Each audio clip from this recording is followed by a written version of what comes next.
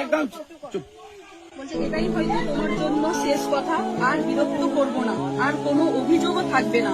শুধু একটা কথা মনে রেখো, আমি তোমাকে সত্যি ভালোবেসেছিলাম। হয়তো সেই ভালোবাসার মূল্য তুমি কোনোদিনও বুঝবে, হয়তো বুঝবে যখনই আমি তোমার জীবনে থাকবো না। তোমার সব সুখ, সব স্বপ্ন পূরণ হোক, এই কামনাই রইল। আমি তোমার স্মৃতিগুলো নিয়েই বাকি পথটা হেঁটে যাব। ভালো থেকো, হাসি খুশি থেকো, বিদায়। হয়তো এটাই আমাদের গল্পের শেষ অধ্যায়। ভালোবাসা। দেখছো, তাহলে এর মানেটা উদ্ধার করে দিই।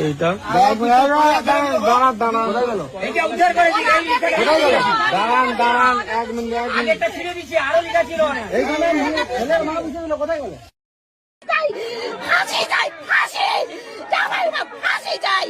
আমাকে চোদাই না, আমার ফাঁসি চাই। যেরকম আমার মেয়ে গেছে, সেরকম আমার ফাঁসি চাই। পুরো ফাঁসি চাই।